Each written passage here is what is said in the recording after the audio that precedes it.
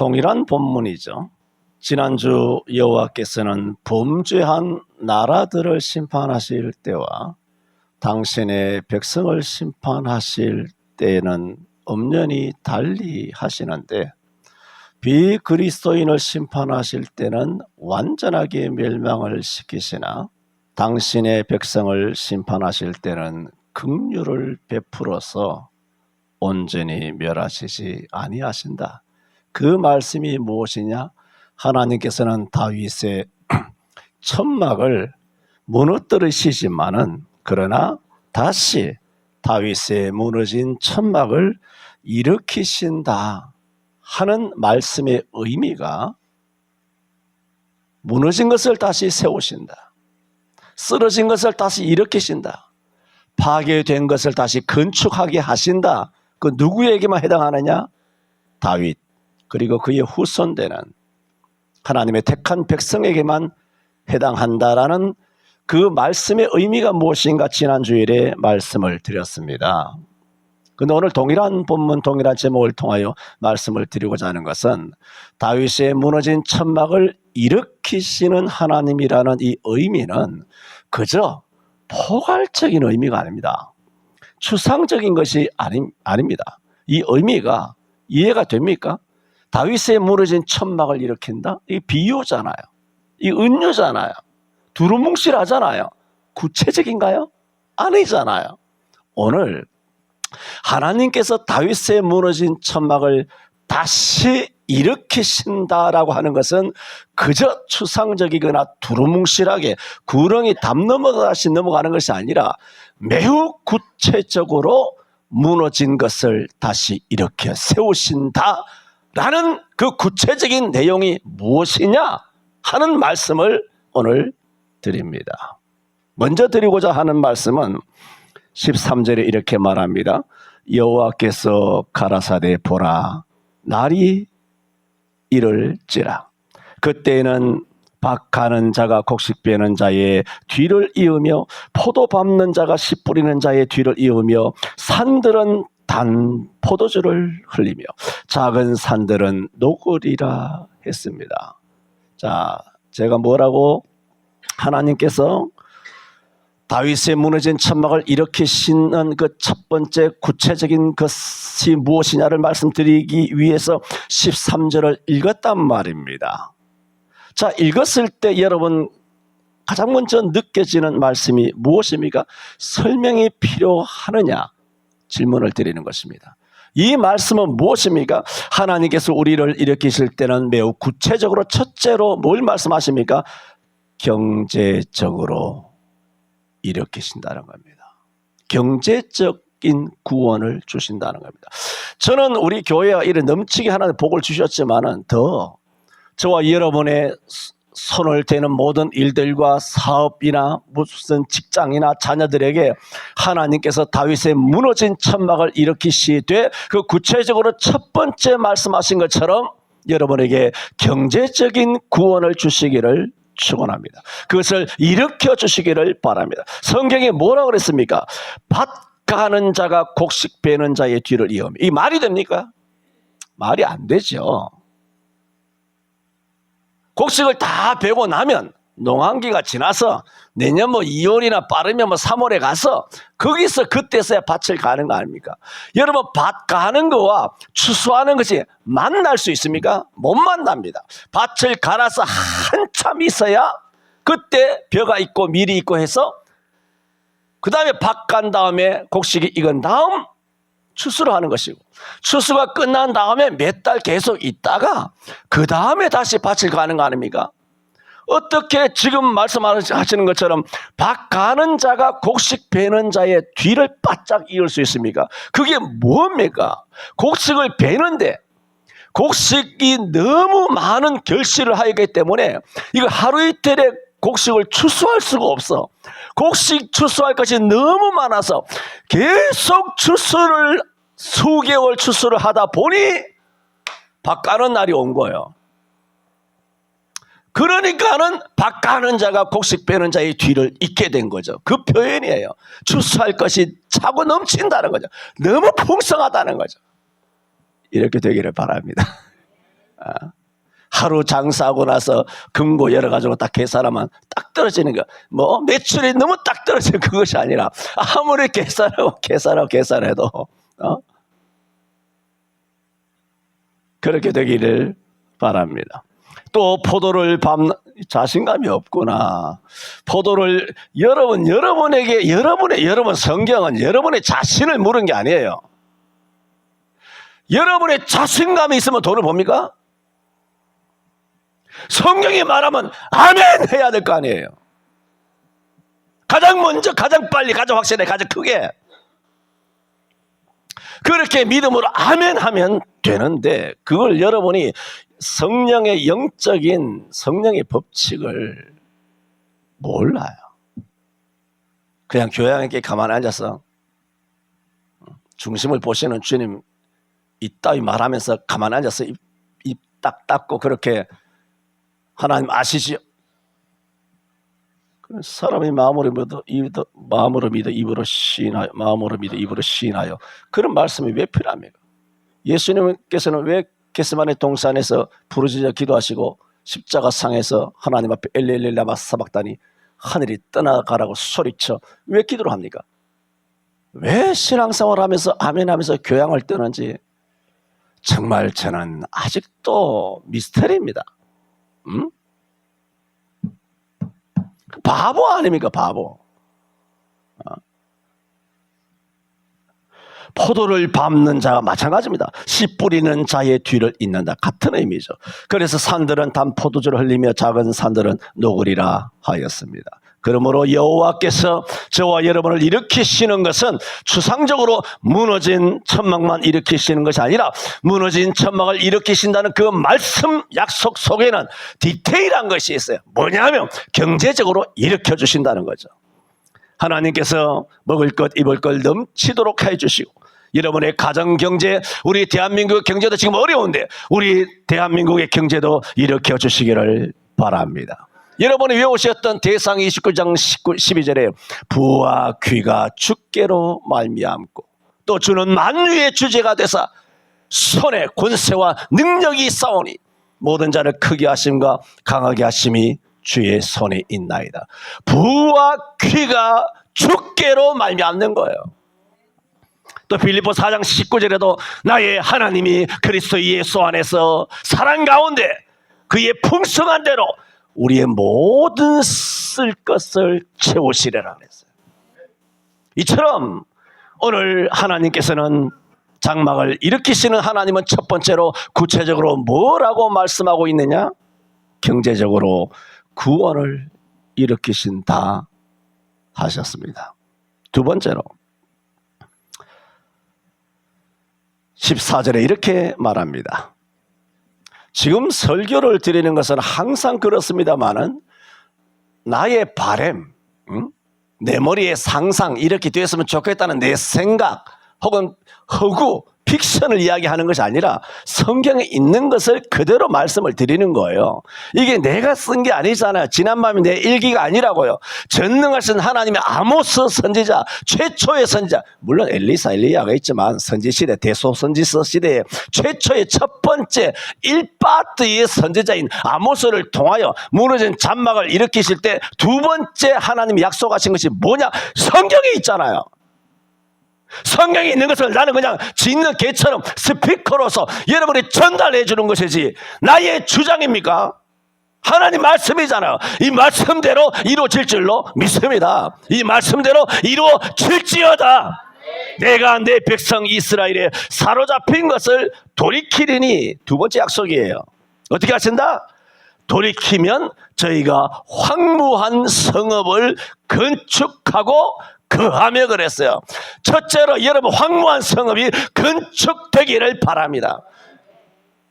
집이 없는 사람은 집을 건축되기를 바랍니다.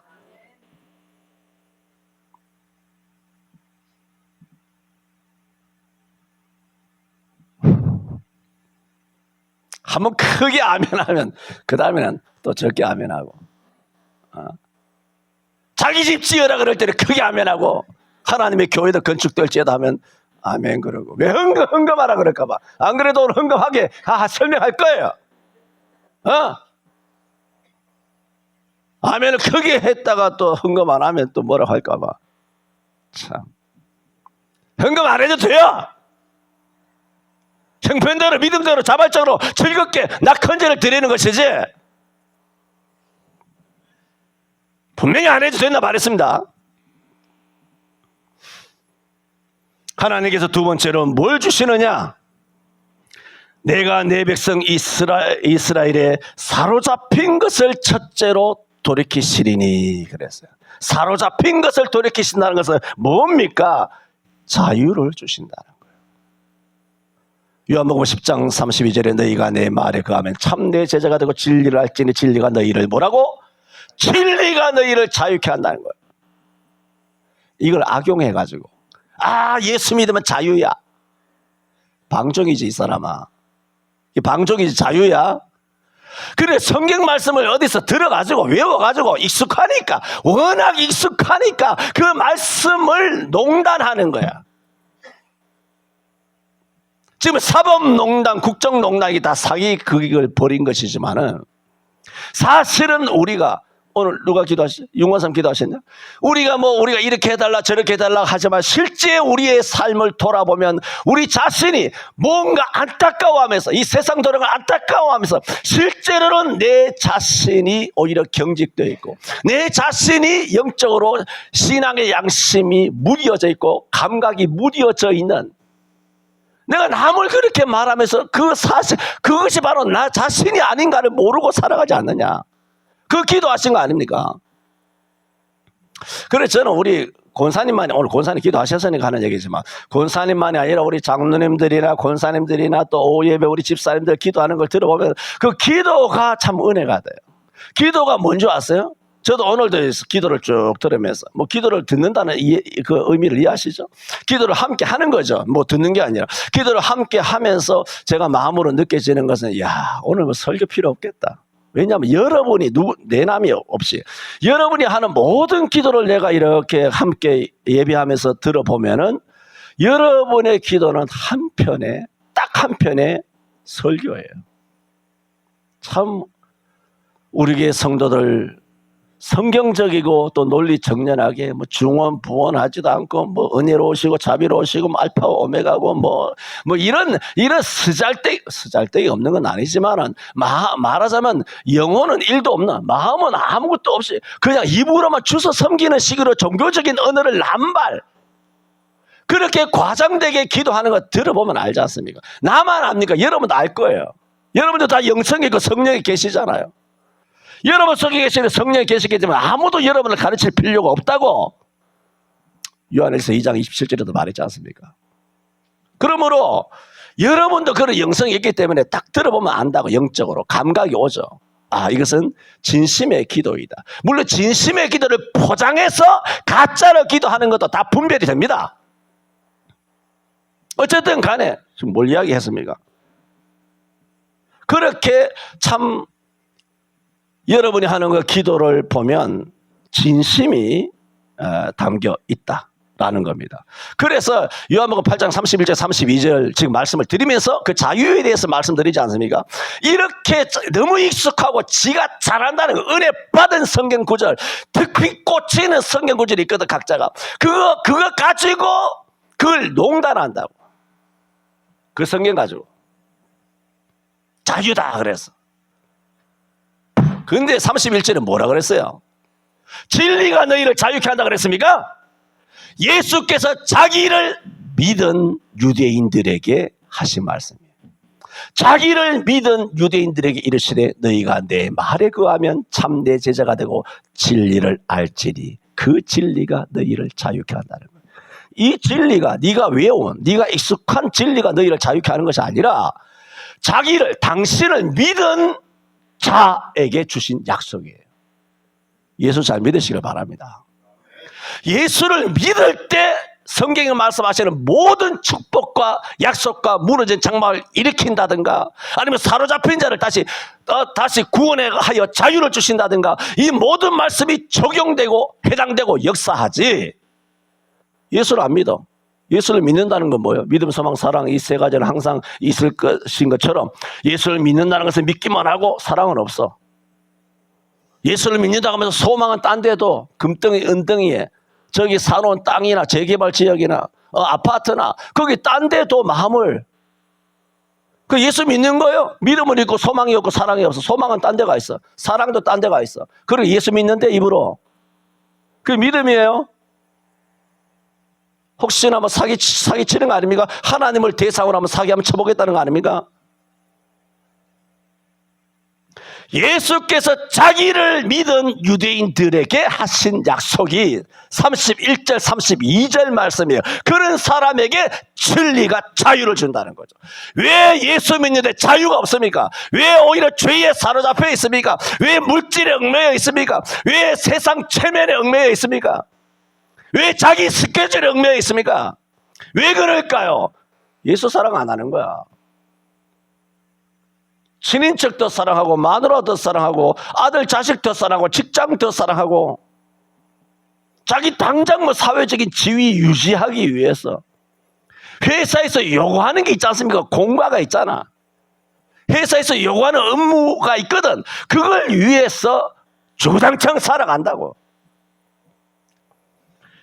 마땅히 해야 할 것을 하지 말라는 것이 아니라 적어도 우리 중심적으로 하나님을 예수님을 세상보다는 조금은 더 사랑해야 되지 않겠어요? 조금은. 근데 그게 아니기 때문에 자유가 아니라 사로잡히는 거죠. 누구에게 사로잡히는? 세상에 사로잡히는 거예요. 정욕에 사로잡히는 거예요. 물질에 사로잡히는 거예요. 세상 명예에 사로잡히는 거예요. 마귀에게 포로가 되는 것입니다. 그러나 주님께서는 당신의 택한 백성이 이런 죄를 지어서 하나님께서 성전의 단에 기둥무리를 쳐가지고 기둥의 석가래가 우리들 머리에 다 떨어지게 해서 예루살렘 솔로몬 성전이 무너지다 할지라도 혹은 스룹바벨 성전이 무너진다 할지라도 헤롯의 48년 동안 70년간 지은 헤롯 성전이 무너진다 할지라도 당신의 택한 백성들에게는 참된 성전 되시는 예수 그리스도를 통하여 다시 성전을 일으켜 주실 텐데 구체적인 것이 무엇이냐? 경제적인 구원을 주신다는 거예요. 두 번째는 내 백성의 사로잡힌 것에서 뭘 주신다? 자유를 주실 줄로 믿습니다. 그렇지 않습니까? 사람이 아무리 믿음이 좋고 지금 뭐 내가 지금 젊은 나이는 아니지만 건강하여 팔팔 날지 않습니까? 뭐 30대나 40대나 50대나 60대 중반을 넘어서면서도 내 목소리는 여전히 카랑카랑하고 시끄러워 죽겠다. 저 영감쟁이 지금 언제 지금 좀 살살 이야기하나. 다른 목사님들은 좀 살살 이야기하는데 저 영감쟁이는 나이가 들었어도 이게 뭐 힘도 안 빠지고 지금 언제 죽나 저거. 죽을 나이가 얼마 안 남았습니다. 이제 뭐 40년 남았나? 잘 모르겠습니다만 좀 비웃는 사람도 있어요. 어쨌든 간에 아무리 이렇게 보세요. 아무리 우리가 팔팔해도 팔팔하면 자유롭잖아요. 건강하면 자유롭잖아요. 계단도 뛰어 올라갔다 내려갔다 전철도 탔다 운전도 했다 뭐 싱싱싱 날아다니고 뭐 산에 올라갔다 들로 바다로 자유롭죠. 얼마나 자유롭습니까? 그런데 아무리 이렇게 믿음이 있고 지금은 건강해서 자유롭지만은 질병에 사로잡히면 믿음이 아무리 좋아도 자유롭지 못합니다. 열병만 나도 못 움직입니다. 그렇습니다. 편도통만 와도 사람 희한합니다. 조금만 뭐 컨디션 안 좋아도 그렇게 된다.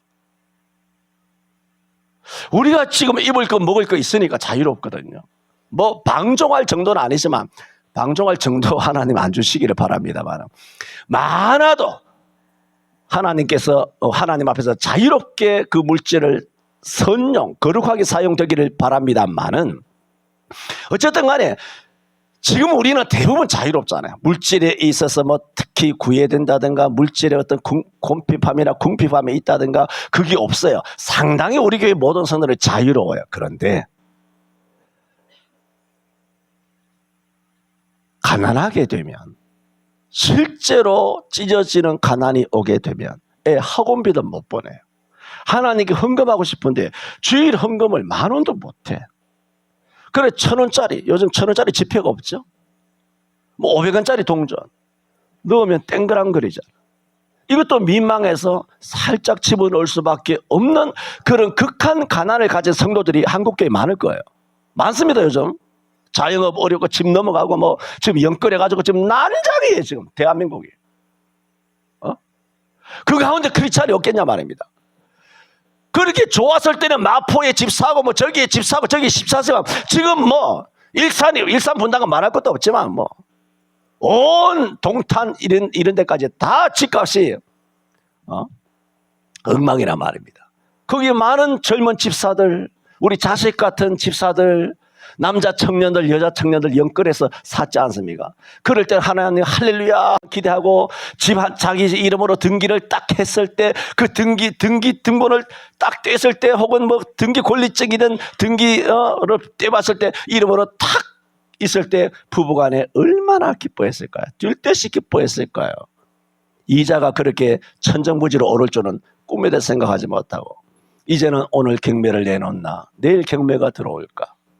은행 채무 때문에 그 채권 압류 등기부 등본으로 바로 임시 경매든 아니면 강제 경매든 경매만을 기다리는 사형수처럼 사형의 날만 기다리고 있는 수많은 믿는 젊은이들이 많을 겁니다. 그래서 지금 뭐 서울 시내가 마찬가지입니다만은 지금은 밤 8시 이후에 아주 번화가들 있지 않습니까? 번화가들 밤 8시 이후에 성업할 때에 비해서 사람들이 길거리에 이동하는 그런 통행 인구가 약 30% 이상 빠졌답니다. 그래 밤이 한적하죠. 맞지?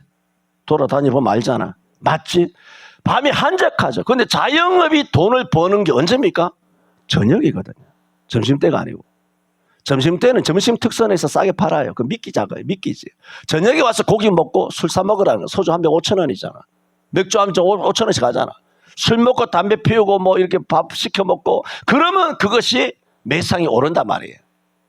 근데 8시 이후에 그만큼 통행 인구가 격감했다는 것은 자영업 식당을 출입하지 않는다는 거죠. 그만큼. 회식을 안 해요. 밥을 안 먹어요. 돈을 안 써요. 왜?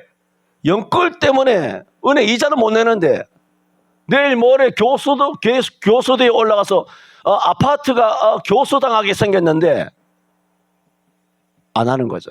지금 말씀드리는 게 뭡니까? 그렇게 경제적으로 가난이 위기가 오게 되면 자유롭지 못합니다.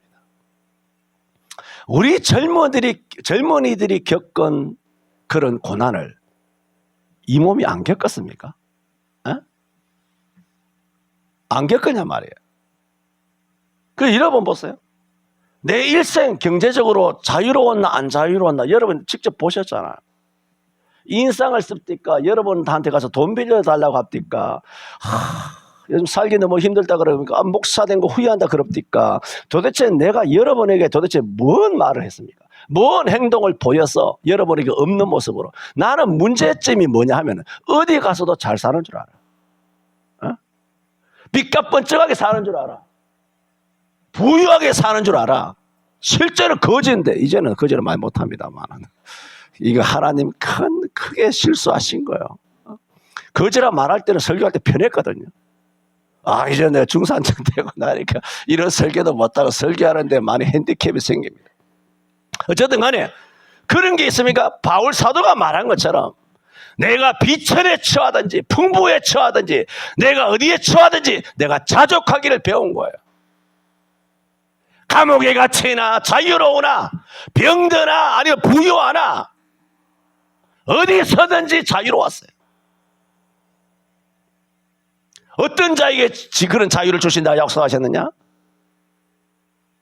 당신의 택한 백성에게, 주 예수 그리스도를 믿는 자에게, 내 백성 이스라엘에 사로잡힌 것을 돌이키시니 혹 우리 가운데 질병에 사로잡힌 사람이 있다든가. 이건 아주 옛날적인 멘트예요. 이런 식으로 쓰고, 여러분 중에 가난에 사로잡힌 사람 있습니까? 뭐 병에 가서 사로잡힌 사람 있습니까?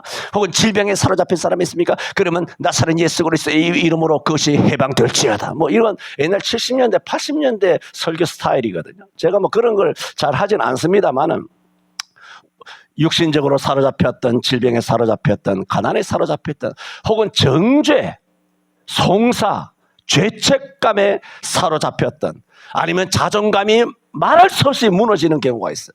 자존감. 내가 이러려고 이렇게 살았나? 내 나이가 몇 살인데? 다 집 있고 고급차 타는데 내 나이가 몇 살인데? 자존감이 한없이 무너져서 열등감과 열패감에 사로잡힐 때가 있습니다. 주님께서는 그런 모든 것에서부터 저와 여러분을 구원하여 주실 줄 믿습니다. 이것이 다윗의 무너진 천막을 일으키신다는 추상적인 그 총론 안에 강론으로 하나님께서는 모든 영역에 사로잡힌 자를 구원해 주신다는 거예요. 구원받게 되시기를 축원합니다. 세 번째로 뭐라고 말씀하셨느냐? 저희가 황무한 성읍을 건축하고 거하며 그랬어요. 여러분 신명기 28장 30절에, 신명기 28장은 저주, 순종과 저주장이잖아요. 이 불순종하실 때 저주를 길게 언급하실 때 이런 말씀이 있습니다. 저주를 받으면, 불순종하면 내가 여자와 약혼하였으나 다른 사람이 그와 같이 잘 것이요. 들어보세요. 집을 건축하였으나 거하지 못할 것이요. 그래서 불순종한 자에게 오는 저주입니다. 집을 건축하였으나 거하지 못한다. 포도원을 심었으나 내가 그 과실을 먹지 못할 것이라 했습니다. 자기가, 여러분, 집 한 채 건설한다는 것이 무슨 모래성인가요? 무슨 장난감 집을 짓습니까? 뭐 인형의 집을 만듭니까? 장난이 아니잖아요. 집 한 채를 짓는다는 거예요. 자기의 일생을 거는 거예요.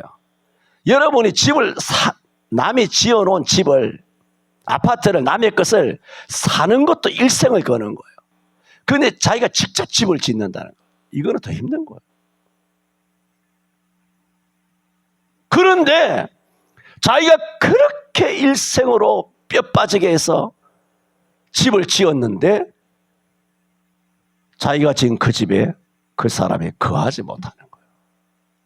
은행으로 해서 날아가고 경매로 날아가고 집이 불타버리고 지진이 나서 다 무너져버리고 홍수로 다 떠내려가고, 그럼 자기가 심혈을 기울여 집을 지었는데 공든탑이 하루아침에 무너지는 것입니다. 그렇게 되면 이것을 뭐라고 말하느냐? 신명기 28장에는 불순종하면 이런 저주가 온다는 것입니다. 건축하였으나 거기 거하지 못할 것이요 했습니다. 그러므로 오늘 본문에서 저희가 황무한 성읍을 건축하고 뭐라고 했습니까? 거하며 그랬습니다. 이런 복이 있게 되기를 바랍니다.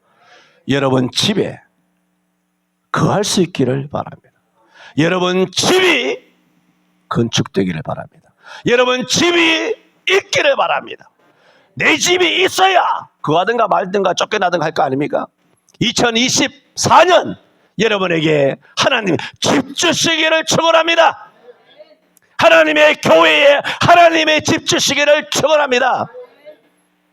너희가 황무한 성읍이었지만은 건축하고 거하게 하신다.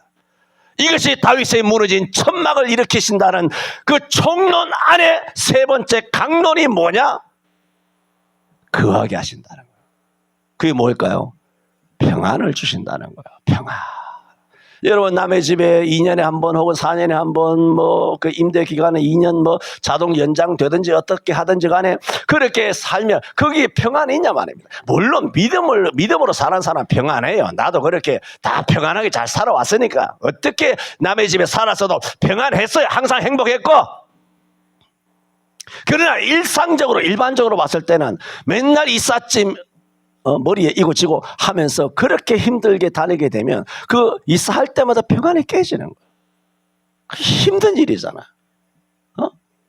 부동산 가야 돼, 집 알아봐야 돼, 애들 뭐 학교 알아봐야 돼. 지금 온갖 주소지를 옮기려면 보험도 옮겨야 돼. 전부 다 주소지. 뭐 정수기도 옮겨야 돼. 전부 다 옮겨야 돼. 에어컨 한번 옮기는데 막 70만 원, 80만 원씩 들어간다. 돈이면 수백만 원이 우수수하고 다 깨진다고요. 이사 비용이 뭐 250만 원씩 300만 원씩 하고 에어컨 해야 되지 뭐. 그것도 들어가면 다시 뭐 수리해야 될 거 뭐 도배하고 장판 깔고 돈 한 400만 원 500만 원 그 자리에서 다 깨진다고. 남의 자기 집이 없어가지고 이사를 다니는 사람이 이사할 때마다 4년마다 한 500씩 깨지면 이 사람이 도대체 언제 일어나서 자기 집을 살 수 있을 것이요? 그러면 평안이 오겠냐 말입니다. 나는 관계없어요. 항상 평안했으니까.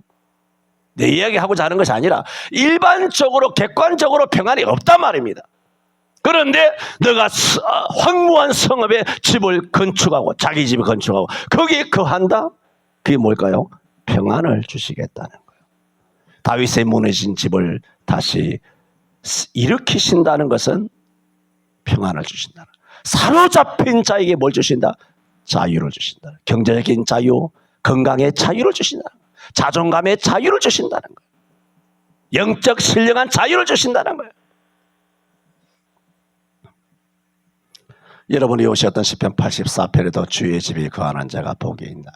주의 집에서도 참새도 제 집을 얻고 제비도 새끼들 보금자를 얻었나이다. 주의 집에 거하는 자가 복이 있나. 주의 성전, 여기 주의 집이잖아요. 물론 온 우주가 지부집주 하나님의 집이고 하늘은 하나님의 보좌고 땅은 하나님의 발등상이기 때문에 전부 다 하나님 것이 하나님 집이지만은 그래도 하나님의 집은 여기라 말입니다. 그러므로 하나님의 집이 오면 참새도 제 집을 얻고 제비도 새끼들 보금자를 얻었나이다. 그 우리 집이 6층이잖아요. 나 못 봤는데 그 베란다에 한 번은 지난주 바깥을 내다보니까 6층이니까 5층까지 나무들이 이렇게 솟아있어요. 겨울이니까 앙상하죠. 앙상해서 나도 잘 몰랐어요. 또 별 신경도 안 썼는데 보니까 까치도 아니고 까마귀도 아니고 뭐 특이하게 생긴 그 암수 새 2마리가 그 나무 조각 물어와가지고 그 위에 진짜 둥지를 틀어가지고 이미 집이 완공이 됐더라고요. 집이 완공돼. 여보 봐, 이 새 집이 있었네. 새 둥지가 있는데 나와봐. 우리가 못 본 거예요. 볼에 새 둥지가 있어. 홍 집사는 왜 집에 안 옵니까? 학수고대하고 오매불망하고 있는데 차 마시러 오라니까 안 오고 오면 베란다에서 차 한잔 하시면서 내 둥지를 특별히 보여드리겠습니다. 이렇게 성읍을 건축하고 거하게 하신다. 우리에게 평화를 주시는 겁니다. 그리고 또 뭐라고 말했습니까? 지금 성경을 계속 이야기하고 있습니다. 14절에 포도원을 심고 그 포도주를 마시며 과원들을 만들고 그 과실을 먹으리라. 이게 뭡니까? 포도원을 심고 그 포도주를 마시며 이게 무슨 말이에요? 내가 심은 대로 먹을 것이라는 거예요. 이것을 시편 128편 1절에 이렇게 말했어요. 1절 2절에 여호와를 경외하며 그 도에 보세요. 어떤 사람이 여기 포도원을 심잖아요. 포도원을 심고 포도주를 마시면 뭐예요? 자기가 심은 것을 자기가 먹을 수 있다는 거예요. 그 내가 심었는데 다 뺏겨버렸어. 이 처참하지 않습니까? 지금 다윗의 무너진 장막을 일으키면 이런 역사가 일어난다. 이런 약속, 아주 세미한 디테일한 이런 약속을 하셨다라는 이 약속을 쭉 열거해서 설교하고 있지 않습니까? 내가 심은 것을 그 포도주를 마시게 한다는 것입니다. 그래서 시편 128편 1절 2절 제가 예를 들다가 지금 말씀을 마쳤습니다. 다시 예를 들어 드립니다마는 여호와를 경외하며 그 도에 행하는 자가 복이 있도다. 추상적이죠. 128편 1절이에요. 우리 여호와를 경외하잖아요. 그 도에 행하잖아요. 여호와를 경외하며 그 도에 행하는 자마다 복이 있도다. 이게 추상적이에요. 이게 뭐와 같으냐면 다윗의 무너진 천막을 일으키리라. 비슷해요. 다 은유고 좀 두루뭉실하지 않습니까? 그런데 여호와를 경외하며 그 도에 행하는 자가 복이 있도다. 첫 번째 어떤 복이 있느냐? 내가 내 손이 수고한 대로 먹을 것이요. 그래서 128편 이전에 내가 내 손이 수고한 대로 먹을 것이요. 내 집 내 실에 있는 아내는 결실한 포도나무 같으며 내 상에 둘린 자녀는 어린 감론나무 같으리로다. 그 유명한 시 아닙니까? 말씀 아닙니까? 그러므로 오늘 본문에 뭐라고 말합니까? 포도원을 심고 그 포도주를 마시며 그랬어요. 이게 뭔가요? 축복이죠. 내 손이 수고한 대로 하나님께서는 먹게 해 주시겠다는 것입니다. 이렇게 하나님께서 다윗의 무너진 천막을 일으키시면 이런 역사가 일어납니다. 호세아 6장 1절 3절에도 말했지 않습니까? 오라 우리가 여호와께로 돌아가자. 그가 우리를 찢으셨으나 삼으실 것이요 우리를 치셨으나 우리를 낫게 하실 것이라. 여호와께서 이틀 후에 우리를 살리시며 제3일에 뭐라고 말했냐? 우리를 일으키시리니. 그래서 우리가 그 앞에서 살리라 그랬습니다. 나사로를 죽은 자 가운데서 일으키시고 나인성 과부의 아들을 일으키시고 회당장 야이로의 딸을 죽은 자 가운데 일으키시고 안전병이를 일으키시고 38년 된 병자를 베데스다 연못가에서 일으키신 주님께서는 오늘도 여러 가지로 사로잡힌 데 있는 저와 여러분을 일으켜서 성읍을 건축하게 하시고 거기에 거하게 하시고 포도원을 심게 하시고 누구도 빼앗기지 않게 하시고 내 손에 수고한 대로 먹게 하여 주실 줄로 믿습니다. 저는 여호와께서 일으키시면 어떻게 구체적으로 우리에게 역사가 일어나느냐? 약 4가지로 말씀드렸습니다. 밭가는 자가 곡식 베는 자의 뒤를 잇는다. 그리고 사로잡힌 것을 다시 돌이켜 주신다. 포도를 심고 그 포도를 먹게 하여 주신다 말씀을 드렸습니다. 마지막에 15절에 이렇게 말합니다. 내가 저희를 그 본토에 심으리니 저희가 나의 준 땅에서 다시는 뽑히지 아니하리라. 이는 내 하나님 여호와의 말씀이니라. 우리로 하여금 다시는 성막이 무너지지 않게 하신다는 겁니다. 다시는 우리가 뽑혀서 정처 없는 고아와 나그네처럼 행불자처럼 행방불명자처럼 그렇게 살아가지 않게 해주신다는 것입니다. 왜? 이런 이 모든 것, 예를 들어 황무한 성읍에서 성읍을 건축하고 거기 거하게 하시고 포도를 심고 포도를 먹게 하시고 그 다음에 포도를 씨 뿌리는 자가 포도를 거두는 자 추수하는 자의 뒤를 잇고, 여러분 이게 다 뭐예요? 땅이 없으면 됩니까? 땅이 있어야 밭을 갈 수 있고 밭을 가는 자의 뒤를 이어서 곡식 베는 자가 뒤를 이을 수 있고 포도 밟는 자 뒤를 이어서 포도 씨 뿌리는 자가 있을 수도 있고 풍성하든 말든 밭이 있어야 되는 거 아닙니까? 그 다음에 우리로 하여금 사로잡힌 것에서 돌이키시고 황무한 성읍을 다시 거하게 하시고 포도원을 심고 그것을 내가 심은 대로 먹게 하시고, 핵심은 뭐예요? 땅이 있어야 될 거예요. 땅이. 그래서 15절에 이렇게 말합니다. 내가 저희를 본토에 심으리니. 그게 뭔가요? 가나안 땅이죠. 이스라엘 백성은 나중에 이게 주전 760년 전에 아모스가 예언하였다고 말했습니다만은 그다음 722년에 이스라엘이 망하고 586에 망하고 70년 동안 바벨론에 사로잡혀 갔지만은 이 말씀 그대로 이스라엘이 다시 스룹바벨과 학개에 의해서 에스라가 아니라 에스라를 통하여 저들이 어떻게 돌아옵니까? 가나안 땅으로 다시 돌아와 본토에 심겨진 것입니다. 그 말씀이 어떤 약속이냐? 15절에 내가 저희를 그 본토에 심으리니. 그래서 이 솔로몬의 성전이 다 무너졌잖아. 바벨론에 사로잡혀 갔잖아요. 그러나 이 일찍이 수백 년 전에 하신 이 말씀 때문에 이스라엘이 70년 바벨론의 포로의 삶을 마치고 돌아오게 된, 이스라엘이 다시 본토에 돌아오게 된다. 너희들에게 소망을 준다. 최초로 예언한 선지자가 아모스입니다. 이사야도 그렇게 예언했고 예레미야도 그렇게 예언했죠. 다시 회복된다. 하나님은 다시 너희를 돌이키실 것이라. 그러나 최초로 이스라엘이 다시 본토에 심겨질 것이다 라고 한 선지자가 누구냐? 아모스라는 거예요. 그러므로 본토는 가나안을 의미하고 가나안은 하나님의 나라를 상징하고 또 거기에 심기어지는 이스라엘은 하나님의 교회를 말합니다. 이처럼 오늘 우리 시대 때도 하나님께서는 이 땅의 모든 교회가 그리스도로 말미암아 이 땅에 심겨졌고 교회는 지금도 영적인 포도를 심고 그 포도를 다시 거두고 마시며 즐거워하게 된 것입니다. 저는 두 주간을 통해서 일으키시는 하나님이란 제목으로 말씀드렸습니다.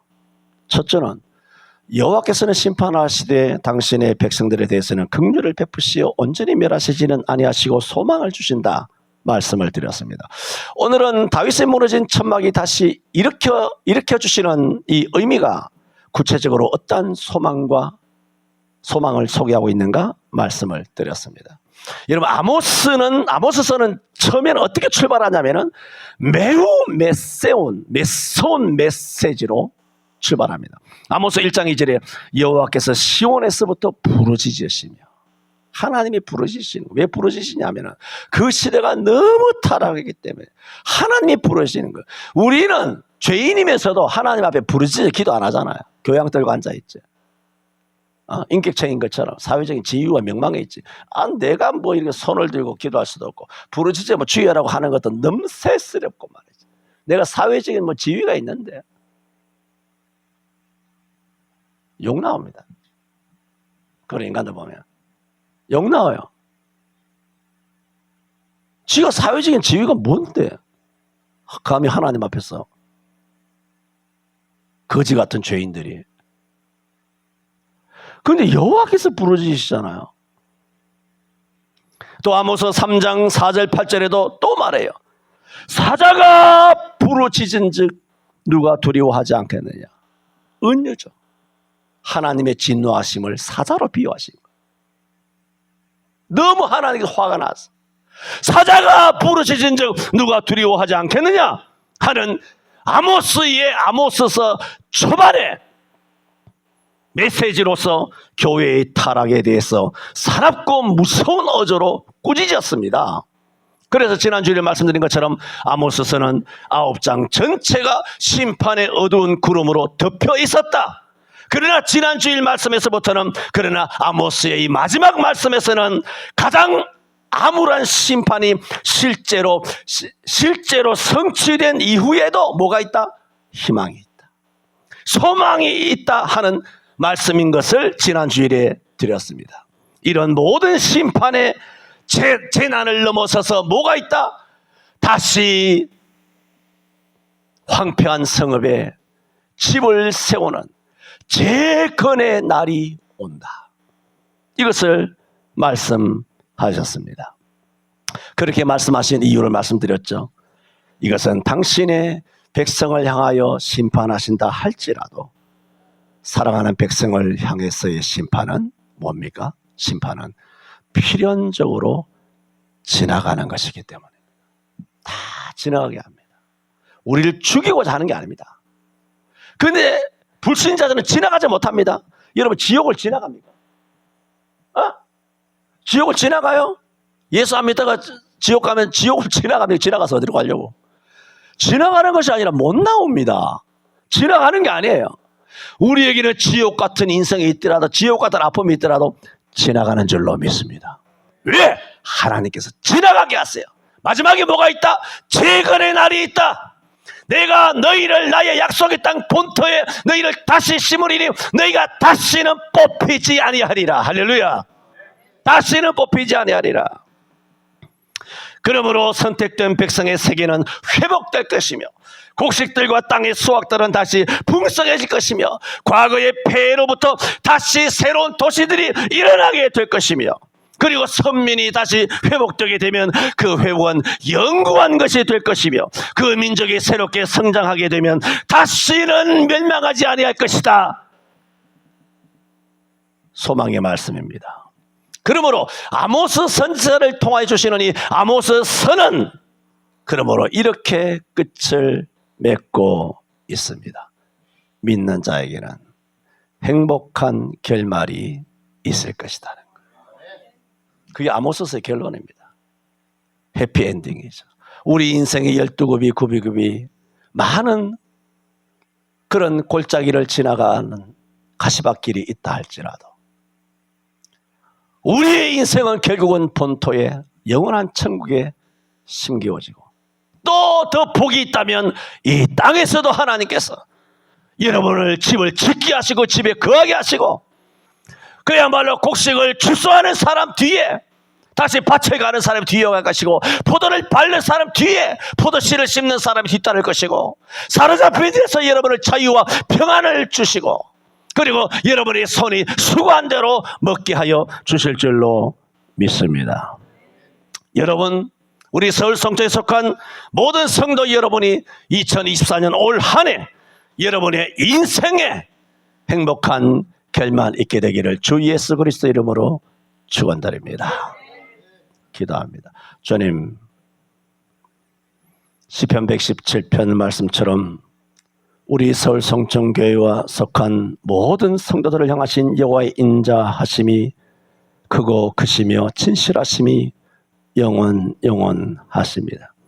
우리의 믿음을 따라 믿음으로 이렇게 지난 세월을 걸어올 수는 없었습니다. 그것은 말이 되지 않습니다.